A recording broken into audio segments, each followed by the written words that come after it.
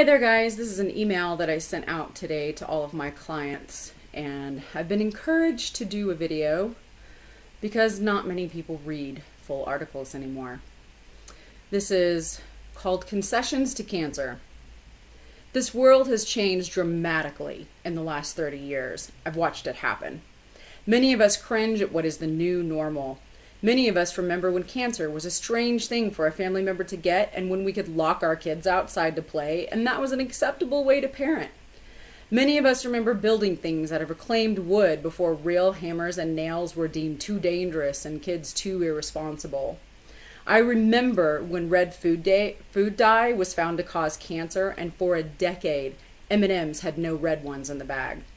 They weren't even using the same kind of red dye that was in question, but because consumers were actually scared of cancer, they just stopped with red M&Ms so they wouldn't lose sales. Please think about that. In 1976, people were concerned about getting cancer, and they did what they needed to do for themselves and their families to avoid getting cancer. What do you hear most often now? Everything causes cancer. With a dismissive wave of the hand, please stop and think. Stop and think. A very large company took an ingredient out of their famous candies because they knew that some people would stop buying their candy, and even possibly because they were concerned about public health. This is absolutely unheard of today, and we do need to do some serious introspection about how we got to this place where literally it is truth that everything causes cancer, and we just sit back and let it.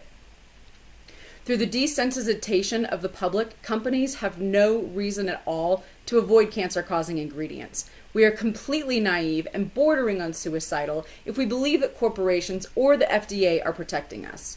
If they were protecting us, then parabens, BHA, all types of SLS, sodium lauryl sulfate, a surfactant or soap, food coloring, and chlorine, one of the most well-known poisons in our drinking water, would have been banned by now if they were even ever allowed in the first place.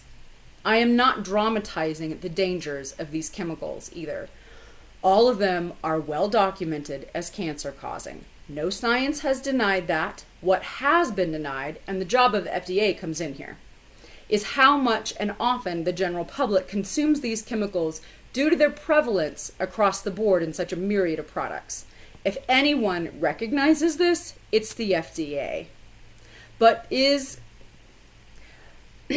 does not take rocket science for any of you to walk down an aisle at the grocery store and read labels. You do, however, need to know that the other new names of these chemicals, because they're very often called many different things on labels. You can very easily see that a person could end up with an entire cart of known cancer-causing chemicals in every product, not in one, not in a couple, in every product. The main argument for many of these chemicals is that they are at safe levels in our food and water, but safe levels do not account for them being in every food and in every single soap on the shelves. Really, the absolute most important question here is, why are any cancer-causing chemicals allowed on the market? Why? I grew up in the 70s, and it was not some disgusting, dirty, germ-filled world where food was full of bacteria and spoiled quickly, because that's what these chemicals are supposed to do for us. But we truly cannot say that the chemicals we have allowed have improved any quality of life whatsoever. Again, stop and realize that adding cancer-causing chemicals into our ring has not changed life at all. Our food supply is no more safe, our soaps don't work better than they used to, and there are not less germs and bacteria in the world. Unfortunately, at this point, I don't think that picketing outside of anywhere is going to change the world or even one company. So I ask that you change your consumption. I ask that you find what we found in the 70s unacceptable to be unacceptable today. That cancer should not be common and does not have to be. That poisoning our children through a blasé attitude about what they are exposed to needs to stop. Stop and care. I began this article because I wanted desperately to write about the extremely frightening rise in skin cancer since 1992 in our country. I wanted to write about all the possible chemical incidences and what the contributors are. soaps, lotions, blah, blah, blah, blah, blah. But my research and my anger got the best of me, and this just became all about our societal concessions that we've made since I was a kid. Perk up, stop conceding to cancer, and I'll see you soon.